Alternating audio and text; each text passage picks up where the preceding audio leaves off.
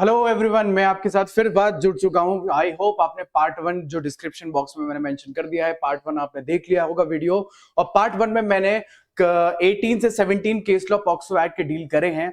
फिर मैं बताने वाला हूं कि हम बहुत वास्टली पॉक्सो एक्ट को लेके आए हैं और आज सेकंड पार्ट हम फिर लेके आए हैं पॉक्सो केस लॉ का।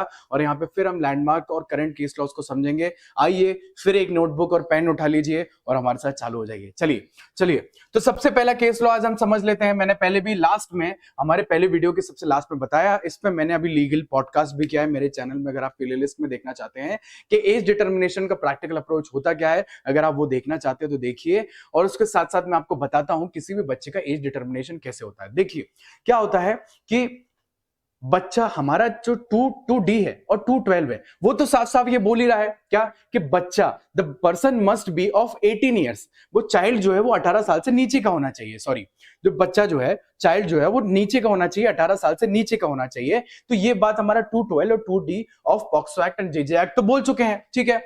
तो 18 ईयर्स का है वो बच्चा, ये कैसे बोला जाएगा आपको? जैसे मैं हूं, आज मेरी एज क्या है, ये हर कोई क्या बोलेगा नॉर्मली, भाई आधार कार्ड बता तेरी एज क्या है। भाई तुम्हारा 1996 बॉर्न है तो ये बता, आधार कार्ड बता तेरा, तब जाके मैं एज बताऊंगा। तो वैसे ही किसी बच्चे की एज अगर देखी जानी चाहिए तो वो क्या एज होगी, वो क्या एज डिटरमाइन होगी, क्या डॉक्यूमेंट्स को देखा जाता है एज डिटरमाइन करने के लिए किसी विक्टिम चाइल्ड को या चाइल्ड को, इस चीज पे अपन बात कर लेते हैं। और ये इशू जो है वो सुप्रीम कोर्ट में भी बहुत तगड़े तरीके से उठा भी है। चलिए आइए अपन आते हैं सबसे पहले एज डिटर्मिनेशन क्या होता है, कैसे होता है, एज डिटर्मिनेशन की प्रोसेस क्या है, प्रैक्टिकल प्रोसीजर क्या है, इस चीज को अपन समझ लेते हैं। चलिए आइए, सबसे पहला है Jarnail Singh versus state of Haryana 2013। देखो ये लैंडमार्क के साथ, इंपॉर्टेंट के साथ, PMI भी टिक कर दो, स्टार बना दो, 10-15 स्टार बना दो। सबसे इंपॉर्टेंट, क्योंकि एज डिटर्मिनेशन से बहुत ही पुख्ता बात जो आज के जजेस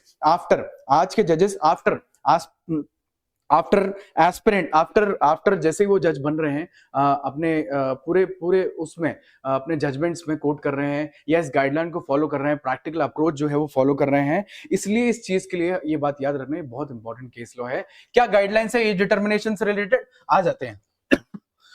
द कोर्ट, बोर्ड और committee shall decide the juvenility prima facie on the basis of physical appearance और documents available and send him to observation home और जेल। पहले बात तो क्या बोल दी, देखो जैसे जेजे एक्ट में बोर्ड और कमिटी भी 94 सेक्शन, अगर जेजे एक्ट का आपको पता है 94 में एज डिटरमाइन की जाती है, उसका प्रोसीजर है, ठीक है। तो बोर्ड और कमिटी वहां है और कोर्ट, स्पेशल कोर्ट हमारी यहां पर है। अगर इन लोग को एज डिटरमाइन करनी है, जुवेनालिटी डिटरमाइन करनी है, तो प्राइमा फेसी सबसे पहले क्या देखेगी, बहुत इंपॉर्टेंट बात है, सबसे पहले उस बच्चे का फिजिकल अपीयरेंस देखेगी। क्या देखेगी? Physical appearance. सर इस बात को रट लें आप सब लोग इस बात को ध्यान में डाल लें। फिजिकल अपीयरेंस पहला पॉइंट, और दूसरा डॉक्यूमेंट। पहला पॉइंट फिजिकल अपीयरेंस, दूसरा डॉक्यूमेंट्स जो भी अवेलेबल हो, और उसके बाद उसको ऑब्जर्वेशन होम या फिर जेल भेजा जाए। जैसे अगर वो 214 जेजे एक्ट का है तो ऑब्जर्वेशन होम में डाला जाता है, और अगर वो अपराधी है 213 वाला तो उसको जेल में भी भेजा जा सकता है। हम जेजे एक्ट जब समझेंगे उस चीज की कहानी समझेंगे, बहुत बड़ा है, ठीक है। तो ये बात समझ में आ गई। अब उसके बाद देखो, पहले मैं आपको सिंपल भाषा में समझा देता हूं किसी भी बच्चे का अगर एज डिटर्मिनेशन किया जा रहा है, ठीक है, एज डिटर्मिनेशन किसी बच्चे की अगर हो रही है, ठीक है, I hope I am audible and clear to you guys. किसी बच्चे की अगर एज डिटर्मिनेशन हो रही है, और एज डिटर्मिनेशन जब हो रही है तो मेरे जैसे फॉर एन एग्जाम्पल कोई बच्चा है, वो विक्टिम चाइल्ड है, ठीक है, वो विक्टिम है। अब वो उसकी एज डिटरमाइन करना है कि वो विक्टिम है कि नहीं। क्यों एज डिटरमाइन इंपॉर्टेंट हो जाता है कि अगर वो 18 साल के ऊपर हुआ तो पॉक्सो एक्ट तो लागू होगा ही नहीं उस पर, और 18 साल के नीचे है तो भाई वो पॉक्सो एक्ट उस पर लागू होगा। अगर उसके ऊपर कोई सेक्सुअल ऑफेंस कमिट हुआ है तो पॉक्सो लगेगा, ठीक है, पॉक्सो उस पर लागू होगा, ठीक है। पर इंपॉर्टेंट बात क्या है, 18 साल का है भी कि नहीं भी, ये चीज कैसे पता चलेगी? किसी भी लीगल डॉक्यूमेंट से पता चलेगी, किसी भी इससे पता चलेगी। तो भाई वहां आधार कार्ड लगता है क्या? नहीं लगता है। मेरी बात समझना, नहीं लगता है। सबसे पहले कौन सा डॉक्यूमेंट देखा जाता है, ये जर्नैल सिंह ने साफ साफ बता दिया। तो मेरी बात अगर आप कान खोल के सुनोगे तो आप जब टिक भी करने वाले होगे तो मेरी आवाज से टिक कर दोगे। देखो सबसे पहले एज डिटर्मिनेशन ऑफ चाइल्ड में बच्चे का क्या देखा जाता है? सबसे पहले देखा जाता है उसकी 10th की मार्कशीट, उसका मैट्रिक सर्टिफिकेट। मेरी बात रट लेना, दिमाग में ध्यान लेना, क्योंकि हमारे जर्नैल सिंह में ये बोल भी दिया for determination of the age, देखना, for determination of the age, first the matriculation certificate. Matriculation certificate क्या होता है? हमारी 10th की मैट्रिक सर्टिफिकेट, 10th की मार्कशीट, या फिर इक्विवेलेंट सर्टिफिकेट, उसके साथ कोई इक्विवेलेंट सर्टिफिकेट हो। ये जर्नल सिंह ने बोल दिया सबसे पहला डॉक्यूमेंट तो यही देखा जाएगा कि भाई ये चाइल्ड की ये एज है। अब 10th की सर्टिफिकेट आ गया, 10th का रिजल्ट आ गया, वहां पे लिखा हुआ है ये बर्थ हुआ है इस बंदे का, ये डेट ऑफ बर्थ है, उससे एज कैलकुलेट कर दी जाएगी और बता दिया जाएगा कि ये एज जो है उस विक्टिम की, ये एज है उस माइनर चाइल्ड की, भाई 17 साल निकल के आ गई फॉर एन एग्जाम्पल, ठीक है। तो ये चीज है। बट उसके बाद दूसरा डॉक्यूमेंट, अगर मान लो, देखो क्या होता है ना, गांव में किसी बच्ची के साथ कोई सेक्सुअल अपराध हुआ है, ठीक है। अब गांव में तो कभी कभी बच्चे पढ़ नहीं पाते 10th तक, अब वो मैट्रिक सर्टिफिकेट उनके पास है ही नहीं, वाजिब सी बात है, अगर उन्होंने 10th उस बच्ची ने किया ही नहीं तो क्या उसके पास मैट्रिक सर्टिफिकेट अवेलेबल होगा? नहीं होगा। इसलिए दूसरा डॉक्यूमेंट जो कंसीडर करेगा कोर्ट, मैट्रिक नहीं है तो दूसरा डॉक्यूमेंट जो कंसीडर करता है वो है डेट ऑफ बर्थ सर्टिफिकेट। वो भी डेट ऑफ बर्थ कहां से सैंक्शन हुआ हो? From the school first attendant, from the school first attendant. आप फर्स्ट क्लास में गए हो, सेकेंड क्लास में गए हो, थर्ड क्लास में गए हो, आप कहीं नर्सरी में गए हो, एलकेजी में गए हो, यूकेजी में गए हो, तो वहां पे जो आपका स्कूल, जहां पे स्कूल में जो रिकॉर्ड है, वहां से जो डेट ऑफ बर्थ निकल के आएगी वो एज डिटरमाइन कर लिया जाएगा। बट इंपॉर्टेंट बात क्या है? Other than play school.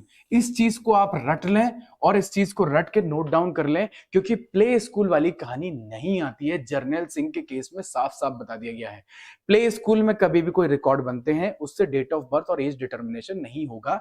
ये बात आप रट लें और समझ लें, ठीक है। तीसरी बात, अब सर ये भी तो हो सकता है, चलो 10th नहीं पढ़ी उस बच्ची ने, ये भी हो सकता है कभी स्कूल ही नहीं गई, तो क्या वो विक्टिम नहीं हो सकती? क्या वो चाइल्ड नहीं हो सकती? क्या उसके साथ कोई अपराध नहीं हो सकते? हो सकते, बिल्कुल हो सकते हैं, ये तो अफसोस वाली बात है। तो अगर उसके साथ ऐसा कोई अपराध हुआ है, मान लो वो स्कूल नहीं गई, तो फिर हमारा डेट ऑफ बर्थ और डेट ऑफ बर्थ सर्टिफिकेट का कैसे पता चलेगा? क्योंकि सर आपने 10th का मना कर दिया, आपने स्कूल का मना कर दिया, स्कूल भी नहीं पढ़ी है। तो तीसरी कैटेगरी आएगी, अगर ये दूसरा पॉइंट भी हमारे पास अवेलेबल नहीं होता है तो तीसरा आएगा कि जो बर्थ सर्टिफिकेट होता है, जो बर्थ सर्टिफिकेट हमें मिलता है कॉर्पोरेशन, म्युनिसिपैलिटी द्वारा या पंचायत द्वारा, तो वो वाला जो सर्टिफिकेट होता है उसको कंसीडर किया जाता है। इस बात को भी आप दिमाग में रख लें, उसको कंसीडर किया जाएगा और उस कहानी को जो है देखा जाएगा। आई होप मेरी बात आप तक समझ में आ रही होगी, ठीक है। चलिए, तो क्या बोला मैंने? 10th मार्कशीट पहले देखी जाएगी और कोई इक्विवेलेंट सर्टिफिकेट, अगर वो नहीं है तो दूसरी चीज देखी जाएगी, वो क्या है? स्कूल का कोई सर्टिफिकेट है, फर्स्ट सेकंड थर्ड क्लास का, तो उसकी वो चीज देखी जाएगी। और उसके बाद जो है थर्ड आ जाएगा। थर्ड किस चीज की देखी जाएगी? सर यहाँ पे जाएगा जो भी बर्थ, जो सर्टिफिकेट बर्थ है, कॉर्पोरेशन है, वहां पे जो है जो म्युनिसिपैलिटी है या किसी ने जो है दिया है, तो उस चीज को देखी जाएगी। आई होप ये बात आपको समझ में आई हो, ठीक है। उसके बाद सर ये तीनों चीजें अवेलेबल नहीं है या इन तीनों चीज का एब्सेंस है, मतलब 10th भी अवेलेबल नहीं है, स्कूल सर्टिफिकेट भी अवेलेबल नहीं है और तीसरा बर्थ सर्टिफिकेट भी अवेलेबल नहीं है, तो कहानी क्या बनेगी? ये इंपॉर्टेंट आप ध्यान रखना। तो उसके इन तीनों के एब्सेंस में आएगा हमारे पास, उस बच्चे के तीनों नहीं है तो हमारे पास आएगा मेडिकल ओपिनियन। ये बात आप रट लें, ये मैं प्रैक्टिकल अप्रोच बता रहा हूं, medical opinion by medical board. फिर देखी जाती है क्योंकि मेडिकल बोर्ड है, कोई मेडिकल बोर्ड है तो उसकी मेडिकल ओपिनियन कि इसकी ये एज है, इस बच्चे की ये एज है और उसको हमको ये बताना चाहिए, तो ये चीज हमारी फिर आ जाएगी मेडिकल ओपिनियन वाली। और मेडिकल ओपिनियन भी क्या है ना कहीं 1-2 साल ऊपर नीचे ही बताती है, तो मेडिकल ओपिनियन भी कहीं ना कहीं 1-2 साल नीचे बताती है। तो अब ये भी अवेलेबल नहीं है, ये भी अवेलेबल नहीं है, ये भी अवेलेबल नहीं है, और मेडिकल ओपिनियन में भी अगर जज को ये लगता है कि वो मेडिकल ओपिनियन सही नहीं है, फिर हमारी लास्ट कैटेगरी आएगी, वहां पे तो पता ही चल जाएगा कि एज क्या है। वो है हमारा बहुत इंपॉर्टेंट ऑसिफिकेशन टेस्ट। वो हमारा क्या आ जाएगा? Ossification test. देखो मेरी बात समझना, ऑसिफिकेशन टेस्ट क्या होता है, ठीक है, इस बात को समझ लो। ये चारों पांचों अवेलेबल नहीं है तब जाते हैं हम ऑसिफिकेशन टेस्ट पे, क्योंकि जब कुछ अवेलेबल नहीं होता तो हमारा साइंस आता है, हमारा विज्ञान आता है। तो ऑसिफिकेशन टेस्ट क्या है? देखो मेरी बात समझना, कभी भी एक बात याद रखना, कभी भी ये किसी बच्चे की, जैसे फॉर एन एग्जाम्पल ये हड्डी है, ठीक है, बहुत गंदी हड्डी है, आई होप ये नहीं, मैं ऐसे ही समझा देता हूं, ठीक है। कभी भी किसी बच्चे की हड्डी या हमारी हड्डी जो बचपन से लेकर अब तक बड़ी हुई है, वो कभी भी ऐसे साइज में इंक्रीज नहीं होती है, कभी भी वो ऐसे साइज में इंक्रीज नहीं होती है, इस बात को समझना। मैं बहुत साइंटिफिकली ये चीज बता रहा हूं। कभी भी किसी बच्चे की हड्डी जो बढ़ती है वो ऐसे नहीं बढ़ती है, हमेशा वो राउंड शेप में ऐसे ऐसे ऐसे ऐसे ऐसे ऐसे इंक्रीज होती है। हमेशा वो ऐसे ऐसे ऐसे ऐसे स्प्रिंग वाई में रिवॉल्यूशन के टाइम पे जो है रिवॉल्व होके जो है वो इंक्रीज होती है हड्डी। पहले इधर की बढ़ती, फिर इधर की बढ़ती, फिर इधर की बढ़ती, फिर इधर की बढ़ती, ऐसे करके रिवॉल्व होती है। तो हमारे ऑसिफिकेशन टेस्ट को जहां तक कि मैं जान सकता हूं, ऑसिफिकेशन टेस्ट को मैंने, अगर आप लोग ने मेरा वो पॉडकास्ट नहीं देखा है तो पॉडकास्ट में लीगल पॉडकास्ट में ऑसिफिकेशन टेस्ट को बहुत अच्छे से बताया, डिस्क्रिप्शन में लिंक बॉक्स है, आप उसको देख सकते हैं। ऑसिफिकेशन टेस्ट में क्या होता है, कैसे पता चलता है कि जब क्या होता है ना कि हमारी हड्डी छोटी है, मान लो पैर की हड्डी हमारी इतनी है, ठीक है, तो यहां से यहाँ की एक हड्डी, यहाँ की साइड हड्डी जो है वो बढ़ जाती है। तो जब ये साइड हड्डी बढ़ जाती है तो पता चलता है ऑसिफिकेशन टेस्ट में कि बच्चा 3 साल का हो गया है। ये मैंने, ये साइंस बोल रहा है, ठीक है, ये मैंने ये। फिर इसके बाद यहाँ की एक हड्डी बढ़ जाती है, जब यहाँ से रिवॉल्व होकर यहाँ आई तो यहाँ की एक हड्डी छोटी सी बढ़ जाती है, तो तब पता चलता है कि बच्चा 13 या 14 साल का हुआ है। तो इस तरीके से पता चल जाता है कि ऑसिफिकेशन टेस्ट में कि बच्चा किस एज पे अभी लाई कर रहा है। इस बोन टेस्ट से हमको पता चलता है ऑसिफिकेशन टेस्ट क्या है। तो देखिए, इतनी बड़ी कहानी जर्नैल सिंह ने बताई क्या कि 10th की मार्कशीट पहले देखी जाती है एज डिटर्मिनेशन में, फिर उसके बाद स्कूल की डेट ऑफ बर्थ कोई सर्टिफिकेट हो, फिर उसके बाद म्युनिसिपैलिटी कॉर्पोरेशन का कोई सर्टिफिकेट हो। ये तीनों अवेलेबल नहीं है तो मेडिकल ओपिनियन पे भी कोर्ट सेटिस्फाई नहीं आता तो हमारा आता है ऑसिफिकेशन टेस्ट। और ऑसिफिकेशन टेस्ट में समझ में आता है कि उस बच्चे की क्या एज है, क्योंकि सब नहीं तो उसके बाद हमारा विज्ञान काम आता है। ठीक है, चलिए आते हैं इसके बाद और रूलिंग ऑसिफिकेशन टेस्ट और इनसे क्या है वो हम समझ लेते हैं। ठीक है, तो देखिए, दरगाह Ram alias Gunga versus state of Rajasthan 2015, ये भी बहुत एक इंपॉर्टेंट बात आ जाती है। Dargah Ram alias versus state of Rajasthan 2015, ये भी एज डिटर्मिनेशन का ही केस लॉ है, इसलिए मैंने एज डिटर्मिनेशन हेडिंग आपने डाल रखी होगी। ठीक है, Supreme Court observe that general rule about age determination is that the age age determined through medical opinion can very plus और -2 वेरी। देखो भैया, बहुत इंपॉर्टेंट, बहुत अच्छी बात इन्होंने कही है कि कभी भी आप, जो मैंने मेडिकल ओपिनियन पे ऑसिफिकेशन टेस्ट पे नहीं हूं, जो मैंने अभी आपको बताया था कि 3 नहीं तो मेडिकल ओपिनियन, और मेडिकल ओपिनियन में भी 2-1 साल का कहीं ना कहीं क्या है, थोड़ा ऊपर नीचे हो ही जाता है। और इस बात की पुष्टि भी हमारे सुप्रीम कोर्ट ने कर दी। Dargah Ram alias Gunga versus state of Rajasthan, the court observe that general rule about the age determination is that the age age determined through medical opinion can very, वो कितना वेरी कर सकती है, +-2 ईयर्स जो है वो वेरी कर सकती है। ठीक है, तो ये हमारा सेकंड पार्ट है, ये हमारा सेकंड पार्ट है वीडियो का। ये बात समझ लें, हम पहला पार्ट बना चुके हैं और वहां पे कहानी खत्म कर चुके हैं, ये सेकंड पार्ट है, ये बात रटना। ठीक है, चलिए आइए इस कहानी को हम वापस से समझ लेते हैं। अब आते हैं, मैंने ऑसिफिकेशन टेस्ट से एक लैंडमार्क, एक केस जो है वो लैंडमार्क टेस्ट जो है इंपॉर्टेंट निकल के बाहर आ रहा है। ये ऑसिफिकेशन टेस्ट से एक लैंडमार्क केस है, इसको रट लो, दिमाग में डाल लो, आप इस बात को समझना क्या है कि Ram Vijay Singh versus state of UP 2021। Sir ये बहुत इंपॉर्टेंट है, क्योंकि अभी मैंने ये सब बताया था, उसके बाद भी कि ये नहीं तो ये नहीं तो ये नहीं तो ये, फिर आखिरी में मैंने ऑसिफिकेशन टेस्ट बताया था ना, तो उस ऑसिफिकेशन टेस्ट पे भी आप सोलली रिलाई नहीं कर सकते।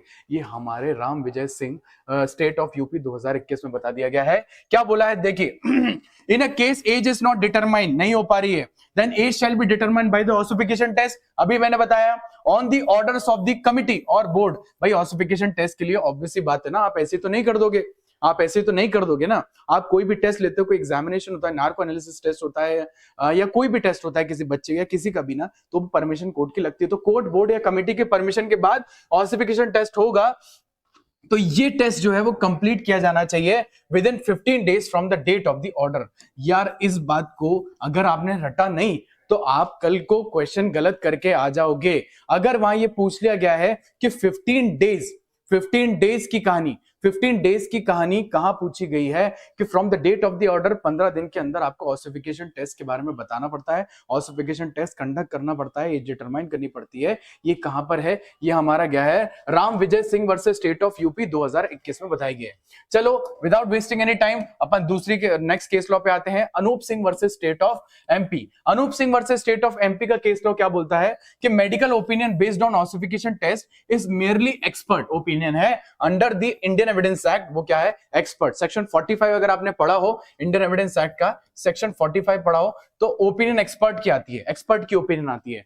तो अनूप सिंह ने क्या बोल दिया कि अगर कोई ऑसिफिकेशन टेस्ट में कोई मेडिकल ओपिनियन आई है कि इस बच्चे की एज ये है, तो वो एक एक्सपर्ट ओपिनियन कहलाएगी। और वैसे भी 45 अगर आपको पता हो तो 45 of Indian Evidence act medical expert की जो एविडेंशियल वैल्यू है वो ज्यादा नहीं है, एविडेंशियल वैल्यू ज्यादा नहीं है, एविडेंशियल वैल्यू ज्यादा कंसिडर नहीं की गई है। वो मतलब है एविडेंशियल वैल्यू पर वैल्यूएबल नहीं है इतनी इतनी वो कोरबोरेशन में यूज की जा सकती है, उसके सोल टेस्टिमनी आप सोलली जो है उस पर रिलाई नहीं कर सकते हो, ठीक है। तो ये बात therefore is not binding on the court. तो मतलब ऑसिफिकेशन से निकल के कोई मेडिकल ओपिनियन आती है वो कभी भी किसी कोर्ट में बाइंडिंग नहीं है। Hence court held that the ossification test is not the sole criteria of the age determination, ठीक है। तो क्या बोल दिया गया है कि ऑसिफिकेशन टेस्ट एक से केवल सोल क्राइटेरिया नहीं होगा एज डिटरमाइन करने के लिए। तो मतलब ऑसिफिकेशन टेस्ट को भी सोल नहीं माना है, ये बात मैंने अभी आपको बताई थी। और हमारे Anup Singh versus state of MP में इस चीज को और जो है वो पुख्ता कर दिया गया है। चलो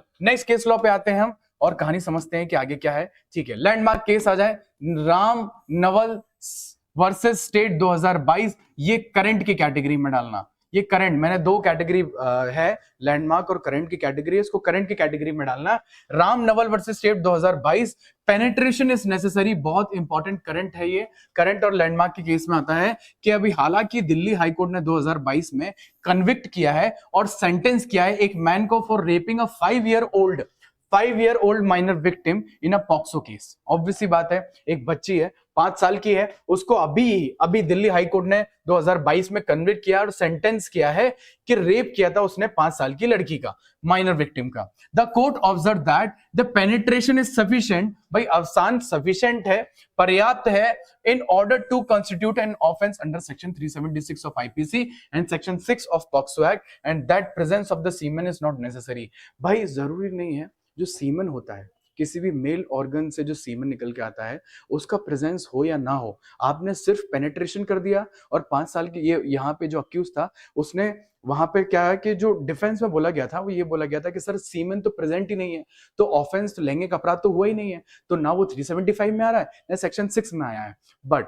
हमारे दिल्ली हाईकोर्ट ने ये लैंडमार्क केस जो राम नवल वाला केस है उसमें ये चीज को हेल्ड किया है कि सीमन जो है वो प्रेजेंट हो या ना हो, पेनिट्रेशन सफिशिएंट होता है किसी पर्सन को कन्विक्ट करने के लिए सेक्शन 6 में या सेक्शन 375 में, ये बात आप रट लें। चलिए आइए नेक्स्ट केस लॉ अपन समझ लेते हैं कहानी क्या हो रहा है, ठीक है। चलिए उसके बाद अपन आते हैं Jarnail Singh versus state of Haryana 2023। मैंने अभी बताया कि इसकी एज डिटर्मिनेशन का केस है, इसमें और भी कहानी आई थी, इस चीज को अपन ऑलरेडी पढ़ चुके हैं, बट इसका मेन पर्सपेक्टिव क्या था, age determination of age under JJ act and POCSO act. इसमें और भी बात क्या की गई थी कि Supreme Court observe that the procedure which is used to determine the age of a child who is conflict with law, conflict with law वाला चाइल्ड कहां आता है, 213 ऑफ जेजे एक्ट। ये बच्चा जो कन्फ्लिक्ट इन लॉ में आते हैं वो 213 ऑफ जेजे एक्ट में आते हैं, ठीक है।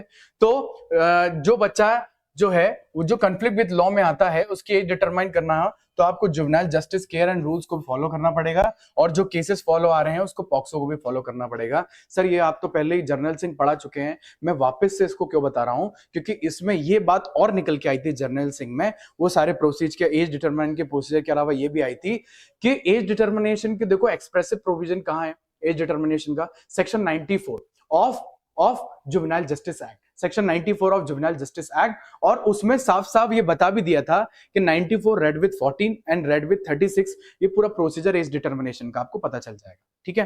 बट पॉक्सो में है क्या एज डिटरमिनेशन, नहीं है। हमारा जर्नल सिंह ने साफ साफ बोल दिया कि आपको एज डिटरमाइन करनी है किसी बच्चे की जो कॉन्फ्लिक्ट विथ लॉ में है, उसने ऑफेंस कोई अपराध किया है, तो उसके लिए आपको जेजे एक्ट भी और पॉक्सो एक्ट दोनों में जाना पड़ेगा। तो कल को आपसे प्री में एक लाइन पूछ ली जाए एज डिटरमिनेशन जो है वो POCSO act and JJ act दोनों की तरह होती है, ये किस केस लॉ में आया था, तो आपको यहाँ पे जर्नल सिंह का जो है वो टिक करना है। आई होप मेरी बात आपको समझ में आई हो। चलिए आइए इंपॉर्टेंट कहानी है रमेश ठाकुरम ववेकर versus state of Maharashtra and ANR 2022। ये बहुत इंपॉर्टेंट केस है, ये करंट के केस लॉ में आएगा। इसमें क्या बोला था रमेश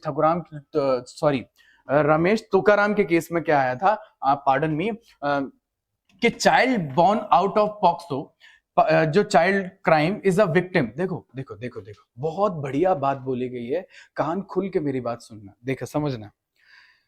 किसी के साथ लैंगिक अपराध हुआ है, ठीक है, और मतलब कोई विक्टिम है, चाइल्ड है, वो 17 साल की है फॉर एन एग्जाम्पल, ठीक है, उसके साथ अपराध हुआ, और वो अपराध हुआ है पॉक्सो के अंदर, कोई ऑफेंस जैसे 3 का हुआ है, 5 का हुआ है, 7 का हुआ है, 9 का हुआ है, 11 का हुआ है, कोई सा भी अपराध हुआ है, ठीक है। अब वहां पे वो विक्टिम जो चाइल्ड थी, ठीक है, उसने वहां पे चाइल्ड डिलीवर कर दिया, उसी के साथ पॉक्सो एक्ट के अंदर क्राइम हुआ था, और उसने चाइल्ड एक बेबी दे दिया, बहुत सुंदर सा बेबी दे दिया, ठीक है। तो क्या वो बेबी, उस बेबी जो है, वो जो बेबी होता है, वो क्या है, और वो क्या, उसको क्या माना जाएगा, उस बेबी को कुछ माना जाएगा कि नहीं, क्या वो सही बेबी है, या वो जो विक्टिम होते हैं चाइल्ड में, कि उनकी कहानी के बारे में जो है हमारे इस केस लॉ ने बताई, इस बात को समझना क्या लिखा हुआ है। Child born out of POCSO crime is a victim, देखो चाइल्ड जो बॉर्न हुआ है पॉक्सो क्राइम में, वो विक्टिम है as define in 2WA of CrPC, CrPC के 2WA विक्टिम की डिफाइन करता है, तो उसके अंदर कैटेगरी में आएगा। इन दिस केस क्या हुआ था, इस केस में देखना कि 15 years old victim died 4 days after child birth, जैसे उसने बच्चा दिया उसके 4 दिन बाद वो मर गई 2015 में, ठीक है, उनके बाद उनकी डेथ हो गई, ठीक है। बॉम्बे हाईकोर्ट ने डायरेक्ट किया accused to pay compensation to the child born. तो मैंने अभी क्या बोला था कि जो विक्टिम है जिसको पॉक्सो एक्ट, जिसके साथ लैंगिक अपराध हुआ है, वो अभी इस केस में भी क्या हुआ कि वो उसने बच्चे को जन्म दिया, बच्चे को जन्म देने के बाद वो 4 दिन बाद मर गई, वो 4 दिन बाद मर गई, तो वो बच्चा है, क्या वो विक्टिम है, क्या उसको विक्टिम कहलाएंगे, क्योंकि वो विक्टिम थी, वो विक्टिम तो मर चुकी है, क्या बच्चा जो है वो विक्टिम कहलाएगा, उसको पैसा मिलेगा, उसको फाइनेंशियल सपोर्ट मिलेगा, उसको कंपनसेशन मिलेगा, तो यस यस उसको मिलेगा। ये Ramesh Tukaram versus state of Maharashtra के केस में आया कि आपको बिल्कुल उस बेबी को एज अ विक्टिम समझना पड़ेगा, और विक्टिम समझने के बाद उसको जो भी कंपनसेशन है वो आपको सब देना पड़ेगा। चलिए आइए नेक्स्ट केस लॉ में आ जाते हैं हम। Gulafsha Begum versus state of UP 2021, victim not to be compelled to go for a DNA test, victim not to go for a compelled, कभी भी किसी विक्टिम को विवश नहीं किया जाएगा, कंपेल नहीं किया जाएगा कि आप डीएनए टेस्ट के लिए जाएं। ये आपसे प्री से डायरेक्ट क्वेश्चन आ जाएगा, तो आप याद रखना किसी बेगम का है, किसी बेगम होती है ना, जैसे ट्रिक अगर मैं बताऊं तो ट्रिक ये याद रखना, किसी बेगम को किसी, आप ऐसे तो ना ऑर्डर दे सकते हो कि चलिए आप डीएनए टेस्ट के लिए चलिए, तो आप इस चीज का एक ट्रिक में याद रखना कि कभी भी किसी गुलफ्सा Begum versus state of UP में बताया गया है कि कभी भी किसी विक्टिम को जो है कंपेल नहीं किया जा सकता फॉर अ डीएनए टेस्ट, ये बात आप याद रखें, ठीक है। इलाहाबाद हाई कोर्ट ने रूल किया था कि victim of a rape can not be compelled to undergo for a DNA test for determine of the paternity of the child, ये डिटरमाइन करने के लिए उसके पिताजी कौन थे। आई होप ये बात आपको समझ में आई होगी और इस बात में आप समझ चुके होंगे। चलिए आइए, सबसे इंपॉर्टेंट केस लॉ है रिकॉर्डिंग ऑफ स्टेटमेंट, जब किसी बच्चे की होती है उसके लिए सबसे लैंडमार्क केस है हमारे पास, वो है, ये इंपॉर्टेंट भी है और इसको याद रखना, state of Karnataka versus Shivanna. कौन सा है? State of Karnataka versus Shivanna का केस है। रिकॉर्डिंग ऑफ स्टेटमेंट से बहुत सारी बातें जो है इन्होंने बताई थी और बहुत सारी बातों का इन्होंने जिक्र किया था, वो अपन समझ लेते हैं कि कौन कौन सी बातें गाइडलाइंस दी थी रिकॉर्डिंग ऑफ स्टेटमेंट से, कि अभी किसी के भी जो कथन होते हैं उसको अगर अभिलिखित किया जाएगा, बच्चों के कथन को अभिलिखित किया जाएगा तो किस तरीके से किया जाएगा, वो गाइडलाइंस इशू हुई थी शिवन्ना के केस से। ये बहुत लैंडमार्क केस है, इसको नोट डाउन करना। देखो इसमें अगर इसमें अपन समझते हैं कि कौन कौन सी बातें बताई गई। देखो पहली बात, POCSO act does not require that every statement made under section 164 of the CrPC be recorded. कभी भी पॉक्सो एक्ट, ये बता दिया पहली बात कि कभी भी पॉक्सो एक्ट ये रिक्वायर नहीं करता कि कोई स्टेटमेंट अगर 164 में की गई है वो रिकॉर्ड ही की जानी चाहिए। आई होप ये बात मेरी समझ में आई।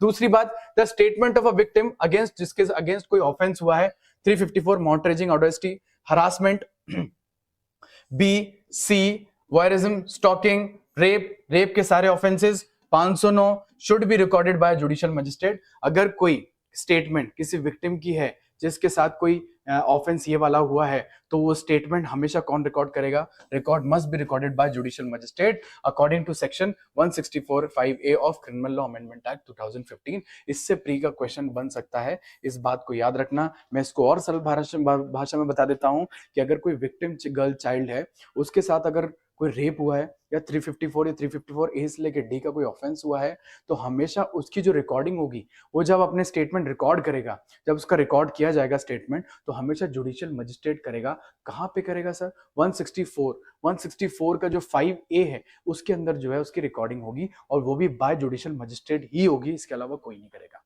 ये बात हमारी शिवन्ना वाले केस में आई थी। चलो third, the statement should be recorded as soon as the commission is brought to the attention of the police according to 164A। फटाफट कुल मिला के जितनी जल्दी हो सके उसके स्टेटमेंट रिकॉर्ड किए जाएं, उसके जब भी कुछ ऐसा क्राइम किया गया है कमीशन के जस्ट बस के स्टेटमेंट रिकॉर्ड किए जाएं, ठीक है। The Supreme Court observed that investigating officer should prevent victim before any metropolitan, ideally judicial magistrate। मतलब जब भी कोई विक्टिम होता है, उस विक्टिम के साथ जो है कोई पुलिस ऑफिसर या कोई मजिस्ट्रेट वहां पे उस टाइम पे प्रेजेंट रहे, और वो 24 आवर्स उसके कोई असिस्टेंस में रहे, और उसके स्टेटमेंट जो भी वो बोला जा रहा है, मान लो वो स्टेटमेंट वो विक्टिम जो है वो इमीडिएटली कोई स्टेटमेंट देना चाह रहा है कुछ देर, तो उस चीज को वहां पे रिकॉर्ड कर ले, वो चीज अवेलेबिलिटी में रहे। ये बात आपको याद रखनी है और इस बात को समझना है। चलिए आते हैं अपन नेक्स्ट केस लॉ में। सबसे इंपॉर्टेंट केस लॉ ये भी है, निपुण Saxena versus union of India 2019, joint and several liability के बारे में बात करता है। तो आपसे पॉक्सो एक्ट में जॉइंट और सेवरल लायबिलिटी के बारे में कोई क्वेश्चन कल को पूछा जाए तो ये बात याद कर लेना। निपुण Saxena versus union of India 2019 में बोला गया है, when an infarction is committed under section 23 में अगर कोई इन्फ्रैक्शन कमिटेड हुआ है, देखिए सेक्शन 23 अगर आपके पास डायरेक्ट है तो 23 में लिखा हुआ है प्रोसीजर ऑफ मीडिया। देखो प्रोसीजर मीडिया का 23 में बहुत बड़ा है कि आप आइडेंटिटी डिस्क्लोज नहीं कर सकते। आप कभी भी अगर आइडेंटिटी डिस्क्लोज करना है तो आपको स्पेशल कोर्ट से परमिशन लेनी पड़ेगी। आप किसी का नाम नहीं दे सकते। आपको ये चीज का ध्यान रखना पड़ेगा, आपको फॉल्स इंफॉर्मेशन नहीं देनी है, आपको मीडिया पे या कहीं पे भी कोई फॉल्स इंफॉर्मेशन या कुछ भी झूठी बातें नहीं बतानी है, फॉल्स कंप्लेंट नहीं करना है, ये सब नहीं करना है। ये 23 में हमारी बात बता दी गई है। पर ये क्या बोल रहा है निपुण सक्सेना केस, ये सेक्शन 23 से रिलेटेड है। ये बात आप याद रखना कि when an infarction is committed, मान लो मीडिया ने कोई ऑफेंस ऐसा कर दिया 23 वाला, द पब्लिशर और owner of the media studio photography facility is jointly और severally accountable for the employees of act. मान लो कंपनी है, मेरी कंपनी है, मेरे कोई एम्प्लॉय, नीचे वाले एम्प्लॉय ने मेरे से बिना पूछे या मेरे से पूछे भी क्या कर दिया, आज एक न्यूज में एक क्लिप डाल दी और बता दी कि एक विक्टिम चाइल्ड है और उसका नाम ये करके है, कोई भी नाम XYZ नाम है, और नाम भी डिस्क्लोज कर दिया और बता दिया उसके साथ ये रेप ऑफेंस हुआ है पॉक्सो एक्ट के अंदर, ऐसा उसने बोल दिया। तो ये सेक्शन 23 हमारा साफ साफ मना करता है कभी भी आइडेंटिटी डिस्क्लोज नहीं करना चाहिए मीडिया को, और उन्होंने कर दी तो मतलब ये वायलेशन हुआ। तो 23 में आपको नहीं करना चाहिए। तो अगर आपने ऐसा कर दिया, वो एम्प्लॉय था ना, एम्प्लॉय कर दिया ना, तो एम्प्लॉय ने अगर कर दिया तो जॉइंटली वो जो ओनर है वो भी और ओनर के साथ वाला कोई भी, वो दोनों लायबल होंगे, सब लोग लायबल होंगे उस एक्ट के लिए जो एम्प्लॉय ने किया है। ये बात आप रट लें और उसको रट के समझ लें, क्योंकि ये वाला केस जो है वो निपुण सक्सेना का केस है, इसको आप रट लें। 23 से लिए मैं आपके लिए केस लेके आया था। चलिए आइए, सतीश रगड़े वर्सेस स्टेट ऑफ महाराष्ट्र 2021 हम ऑलरेडी समझ चुके हैं। इसका नाम चेंज होकर अटॉर्नी जनरल ऑफ इंडिया हो चुका था, इसलिए वो नाम वहां जा चुका है, इसलिए इस केस लॉ को हम ऑलरेडी डिटेल में डिस्कस कर चुके हैं। आइए हम नेक्स्ट केस लॉ समझते हैं, Alak Alok Srivastava versus union of India and others 2018। देखो Alak Alok Srivastava versus union of India का ये केस लॉ है, इसमें गाइडलाइंस आई है for trial under POCSO act. देखो ट्रायल विचारण कैसे होगा पॉक्सो एक्ट में, कैसे नहीं होगा, कैसे किया जाना चाहिए, इसकी बहुत बड़ी guidelines Alok Srivastava versus union of India and others में आई है। और क्या बताया सुप्रीम कोर्ट ने बताया, the Supreme Court of India laid down guidelines to be followed by the special court while trying a case under the POCSO act so that the trial is completed within a period of 1 year. देखो important बात है, इसको आप समझ लें और रट लें, ये बात आप समझे। देखो यहाँ पे लिखा हुआ है, क्या लिखा हुआ है, with in a period of 1 year. अगर आपको पेन मेरा दिख रहा हो तो यहाँ पे आप देखना कि आपको ट्रायल कितनी देर में कंप्लीट करनी है। ट्रायल होनी चाहिए विद इन 1 ईयर, आपकी trial within 1 year complete होनी चाहिए from the taking of the cognizance of an offence as provided under section 35 of the aforementioned act. देखो ये बात समझना कि कल को आपको एक क्वेश्चन आ जाए कि trial by the special court under POCSO act must be completed within 1 year, ये किस केस लॉ में आया है? तो सर ये आलोक के केस को याद रख लेना, रट लेना, क्योंकि ये ट्रायल के बेसिस पे हमारा केस लॉ है। आई होप मेरी बातें आप तक समझ में आ रही हो और मैं एक एक चीज में आप तक पहुंच पा रहा हूं। ठीक है, चलिए हमारे पास अब लास्ट केस लॉ आ जाता है, गया प्रसाद पाल मुकेश वर्सेस स्टेट 2016 का केस है, दिल्ली हाई कोर्ट में आया है। इसमें क्या कंसर्न था whether accused can be convicted for both POCSO act and IPC together. क्या बोला गया था इसमें क्या क्वेश्चन उठा था? इसमें क्वेश्चन ये कि क्या किसी अक्यूज को कन्विक्ट पॉक्सो एक्ट में भी कर सकते हैं या आईपीसी में, दोनों में कर सकते हैं। देखो बहुत इंपॉर्टेंट, बहुत अच्छी बात उठी थी इस इशू में, उठी थी किसमें? गया प्रसाद में। क्या कि अगर कोई व्यक्ति है वो अक्यूज है, उसको आईपीसी में भी वो ऑफेंस में नजर में आ रहा है, पॉक्सो एक्ट में भी नजर में आ रहा है, आप उसको जजमेंट में भी कोर्ट कर सकते हो, तो क्या ये दोनों में अगर है तो दोनों में इसको आप लायबल ठहरा सकते हो क्या? तो क्या देखो, despite the fact, supreme Court ने बोला despite the fact that the law allows for a trial of an alternative charge, despite the fact, ये तथ्य भी है कि आप ऑल्टरनेटिव चार्ज बना सकते हो। सुप्रीम कोर्ट ने बोला कि ऑल्टरनेटिव चार्ज भी बनते हैं, जजमेंट्स में बनते ही हैं, ऑल्टरनेटिव चार्ज भी बनते हैं for both offences, the punishment can only be given of one of them and the one that is more serious. Supreme Court ने कितनी अच्छी बात बोल दी कि अगर आपको ऑल्टरनेटिव चार्ज बनाने हैं, पॉक्सो एक्ट में बनाने हैं, सुप्रीम कोर्ट में बनाने, पॉक्सो एक्ट में बनाने हैं, आईपीसी में बनाने हैं, मैं दोनों में बना सकते हो। आप बिल्कुल बनाओ, ऑल्टरनेटिवली बनाओ, पर आपको जब पनिशमेंट दे रहे हो तो आप किसी एक ऑफेंस से दोगे और वो ऑफेंस से दोगे जो बहुत ज्यादा सीवियर होगा। मान लो यहाँ पर 7 साल के लिए, यहाँ पे 5 साल के लिए सेम ऑफेंस में आप ट्रायल कर रहे हो और आप यहाँ पे उसको कन्विक्ट कर रहे हो आईपीसी में, तो आप 7 साल, मतलब सीरियस वाला कौन सा आईपीसी, तो आपको 7 साल के लिए कन्विक्ट करो। ये बात हमारी सुप्रीम कोर्ट ने साफ साफ बोल दी। ठीक है, ये बात आपको आई होप समझ में आ गई हो और मेरी आप तक बात पहुंच गई हो। ठीक है, उसके बाद अच्छा, अभी और भी केसेस हैं, आई होप, मुझे लगा था कि लास्ट केस था, हमारे पास 2-3 केस लॉज और आए हैं और ये है कि बालाजी श्रीजराव Kamble versus state of Maharashtra का केस है। 2017 में हमारी बात ये बोली गई थी, बालाजी श्रीजय कंबले वर्सेस महाराष्ट्र का 2017 का केस है। कंसर्न क्या था? What is the effect of non mentioning of date of crime. मतलब देखो, पुलिस ऑफिसर्स ने, ठीक है, इन्वेस्टिगेटिंग जो एसपी जेपीयू होते हैं, ठीक है, या एसपी जेपीयू नहीं, हम लोकल पुलिस होती है, अगर उन्होंने डेट ऑफ क्राइम मेंशन नहीं करी है और मजिस्ट्रेट के पास ये मैटर जा चुका है और मजिस्ट्रेट ने कॉग्निजेंस लेते टाइम या उस टाइम पे उनको ये पता चला कि डेट ऑफ क्राइम तो थी नहीं, पता ही नहीं है कि किस दिन अपराध हुआ, किस दिन 17/4/2018, 17/4/2023 कब अपराध हुआ था, ये अगर डेट ऑफ क्राइम अगर आपने मेंशन नहीं किया है तो क्या होगा, उस पूरे ट्रायल का क्या इफेक्ट होगा? तो merely because the date of crime is not given by the victim, her evidence can not be disregarded. देखो, डेट ऑफ क्राइम यहां पर विक्टिम के कंटेक्स्ट में बोला गया है। विक्टिम के कंटेक्स्ट में कैसे बोला गया है? जैसे विक्टिम है, उसके साथ कोई लैंगिक अपराध हुआ है, अब वो आई, उसने कंप्लेंट फाइल कराई और कंप्लेंट फाइल कराई आफ्टर 10 to 5 days, क्योंकि बेचारी वो विक्टिम थी, ठीक है, उसको शायद ठीक होने में या सही होने में टाइम लग गया। 10 दिन बाद उसने कोई कंप्लेंट रजिस्टर कराई अंडर पॉक्सो एक्ट, ठीक है। अब उसने कंप्लेंट रजिस्टर कराई तो वो उसको डेट याद नहीं है, तो अगर क्या डेट याद नहीं है तो क्या उसको यहाँ ऑफेंस के लिए पनिशेबल किया जा सकता है? डेट याद ना होने का कोई इंपैक्ट होगा? डेट याद नहीं है तो उसका क्या वो ट्रायल जो है विशिएट माना जाएगा?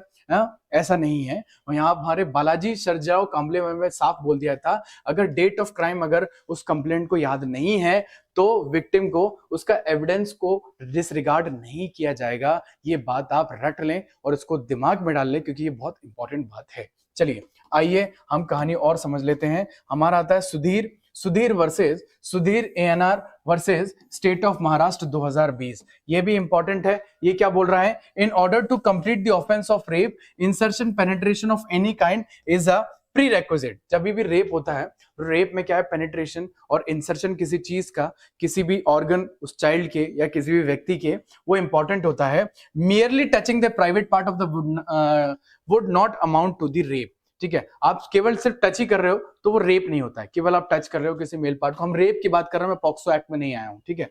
उसके बाद आते हैं, इस जजमेंट को इन्होंने रेफरेंस भी दिया और सिर्फ रेप के कंटेक्स्ट में ये बात बोली, इसलिए हमारे लिए इंपॉर्टेंट हो जाता है, ठीक है। आइए next case law, Chandra Prakash Sharma versus state of UP and others 2022 का केस लॉ आ गया है हमारे पास और बोला गया है depth of the penetration is immaterial in offence of rape. बहुत इंपॉर्टेंट बात ये, और यहाँ सेक्शन 5 को भी साथ में रख लेना, क्योंकि सेक्शन 5 के कंटेक्स्ट में बोला गया है ये क्या कि पेनिट्रेशन आसान कितना था, कितना डेप्थ था या नहीं था, इससे कोई लेना देना नहीं है। अपराध 5 में हुआ है, अपराध 3 में हुआ है तो हुआ है साहब, इसकी बात खत्म हो चुकी है। ठीक है, आई होप मेरी बात समझ में आ रही हो। उसके बाद अपन आते हैं Mrigraj Gautam @Ripu versus state of UP and Atul. ये दो केस लॉ साथ में है क्योंकि ये दोनों बात एक ही करते हैं। Mrigraj Gautam @Ripu versus state of UP and Atul versus state of UP, ये दोनों एक ही बात बोलते हैं कि POCSO act not intended for teenage romantic affairs. मतलब आजकल आप देख ही रहे होंगे रील्स में, इंस्टाग्राम्स में, हर जगह पे देख रहे होंगे आजकल जो रोमांटिक अफेयर्स हो गए उसमें कंसेंशुअल चीजें हो जाती है, बहुत सारी चीजें होती हैं। तो ये रोमांटिक अफेयर्स और इन सब के लिए हमारा पॉक्सो एक्ट में कोई रिलेवेंस नहीं है, उसकी कोई भी इंटेंट नहीं। पॉक्सो एक्ट कोई ऐसे रिलीजियस कोई ऐसे अफेयर्स के बारे में बात नहीं करता है, इसलिए नहीं बनाया गया है। ठीक है, और दूसरी बात क्या है, protection must be given to any consensual sexual act done between the minors. वहां पे संरक्षण में प्रोटेक्शन दिया जाना चाहिए। जैसे 17 साल या 16 साल या एक लड़का है 17 साल का, एक लड़की है 16 साल की, अगर वो कंसेंशुअली सेक्स कर रहे हैं और कंसेंशुअल सेक्स कर रहे हैं और मान लो कल को उनके मम्मी पापा या किसी ने भी उस चीज में पॉक्सो एक्ट के अंदर उस लड़के के खिलाफ कोई कंप्लेंट डाल दी, तो और अगर ये इशू उठ के आया कि दोनों के बीच में कंसेंट थी या नहीं थी या कंसेंट, तो ये इमटेरियल है, इससे कोई लेना देना नहीं है। क्योंकि ये जो अफेयर्स और ये सब होते हैं ना, और कोर्ट को ये पता चल जाए कि उनको व्हाट्सएप चैट से एविडेंस से पता चल जाए कि वो लोग अफेयर्स में थे, दोनों अफेयर कर रखे थे, तो उसमें पॉक्सो एक्ट का कोई लेना देना नहीं है, उससे पॉक्सो एक्ट का कुछ नहीं है। अगर अफेयर है और कंसेंशुअल चीजें गई हैं तो पॉक्सो एक्ट वहां पे कोई इंप्लीमेंटेशन अपना नहीं रखता है। ये बात आप समझ लें और इस बात को रट लें। ठीक है, ये बात आपके काम की भी है। ठीक है, चलो आ जाए नेक्स्ट कहानी आ जाते हैं अपन। क्या बोल रहा है, नेक्स्ट कहानी आती है हमारी हरिदेव आचार्य वो Pravanand versus and others versus state. ये भी केस लॉ हमारे लिए कहीं ना कहीं इंपॉर्टेंट हो जाता है। इसमें Delhi high court stated that as the POCSO act 2012 is silent on whether two separate incident can be combined in a single first information report, the provision of the CrPC would apply. देखो simple सी बात, Delhi high court में क्या बता दी गई थी कि POCSO act इस बारे में साइलेंट है। हमारी बात ये बोल चुका है दिल्ली हाई कोर्ट कि पॉक्सो एक्ट इस बारे में साइलेंट है, साफ साफ साइलेंट है कि वेदर टू सेपरेट इंसिडेंट, दो अलग अलग इंसिडेंट अगर कंबाइन होके एक एफआईआर में आ जाते हैं, दो सेपरेट एक्ट हुए हैं, एक बच्चे के साथ यहाँ 4 लोगों ने अलग किया है, यहाँ 4 लोगों ने या 2 लोगों ने अलग इंसिडेंट किया है, क्या वो लैंगिक अपराधी है? दो सेपरेट इंसिडेंट है, अगर इसको कंबाइन करके एक ही एफआईआर में डाल दिया जाए तो इसका क्या प्रोसीजर है? कहीं ये पॉक्सो एक्ट में पढ़ा है? नहीं पड़ा, क्योंकि ये हमारा पॉक्सो एक्ट इस बारे में साइलेंट है, इस बारे में कुछ बताता ही नहीं है कि 2 सेपरेट इंसिडेंट है, कंबाइंडली अगर उस सेपरेट इंसिडेंट को एक एफआईआर में डाल दिया जाए तो उसका क्या प्रोसीजर होता है, इस पे हमारा पॉक्सो एक्ट लागू नहीं होता है। बट अगर यहाँ पे कोई स्पेशल कोर्ट, कोई जज, मैं जज बैठा हूं, मेरे पास ऐसा कुछ केस आ जाता है तो मुझे सीआरपीसी को फॉलो करना पड़ेगा। सीआरपीसी में जो भी 2 सेपरेट इंसिडेंट्स हैं, मर्ज एफआईआर, जितने भी कंसेप्ट है, उसकी कहानी को लेते हुए मुझे सीआरपीसी लागू करनी पड़ेगी, क्योंकि पॉक्सो एक्ट इस पे साइलेंट है। ये बात आप समझ लें और रट लें, क्योंकि बहुत इंपॉर्टेंट और अच्छी बात है। ठीक है, आई होप ये बात आपको समझ में आई होगी। ठीक है, नेक्स्ट केस लॉ में आ जाते हैं।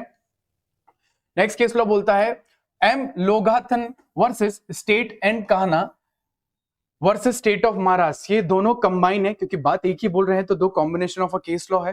दोनों ने क्या हेल्ड किया है, इतनी बात समझ लें। A sexual act committed before 14/11/2012 is not with in the ambit of POCSO act. भैया रेट्रोस्पेक्टिव इफेक्ट नहीं है, 14/11/2012 को तो पॉक्सो एक्ट आया है ना, पॉक्सो एक्ट आया कि नहीं आया है? जब 14/11/2012 से पहले अगर किसी बच्चे के साथ लैंगिक अपराध होगा तो वो पॉक्सो एक्ट में आएगा कि नहीं आएगा? तो भैया हमारे लोगातन साहब, लोगातन केस में और कहाना के केस में इस चीज को साफ मना कर दिया गया है, साफ मना कर दिया गया है। और एक लास्ट केस आता है हमारा Libnus versus state of Maharashtra 2021। ये लास्ट केस लॉ बहुत इंपॉर्टेंट केस है। Libnus versus state of Maharashtra 2021 में नागपुर बेंच ने एडजस्ट कर दिया that holding a minor's hand, अगर किसी बच्चे का सिर्फ हाथ पकड़ रहे हो आप, ठीक है, एंड ओपनिंग द जिप, और उस बच्चे से, उस हाथ से आपकी जिप खुलवा रहे हो, of the pants will not come under the purview of sexual assault. वो सेक्सुअल असॉल्ट के परव्यू में नहीं आएगा। आपने हाथ पकड़ा, जिप खोलने की कोशिश कर रहे हो, नहीं आएगा। Sexual under the POCSO act 2012 would rather be consider sexual harassment, उसको सेक्शन 11 या 354 ऑफ आईपीसी में सेक्सुअल हरासमेंट की कैटेगरी में डाल दिया जाएगा, पर वो पॉक्सो एक्ट में तो नहीं आएगा। आई होप ये केस लॉ की सीरीज आप लोग के लिए काफी फ्रूटफुल होगी। मैंने ऑलरेडी हमारे फाउंडेशन बैच के बारे में आप लोग को बताया है। आप प्लीज उस कॉन्टैक्ट नंबर पे, उस कॉन्टैक्ट लिस्ट में नीचे डिस्क्रिप्शन में मैं दे दूंगा और फोटो भी बता दूंगा और सारी डिस्क्रिप्शन दे दूंगा प्री के लिए कि क्या कहानी है या नहीं। आप उस पर कॉल करें, ऑनलाइन है या ऑफलाइन, दोनों बैच अवेलेबल है। आप एमपी में बैठे हो, छत्तीसगढ़ में बैठे हो, राजस्थान में बैठे हो, कहीं भी बैठे हो, ऐसे ही deeply discussion with case laws इतने डिटेल में, तो पॉक्सो भी मैं डिटेल में पढ़ाता हूं। ऐसी चीजों को मेरे साथ जुड़ने के लिए आप प्लीज मेरे साथ जुड़ें इस पूरी गाथा में, इस पूरे ग्रंथ में, इस पूरी लड़ाई में, सिविल जज बनने की लड़ाई में। Thank you so much, have a nice day, thank you.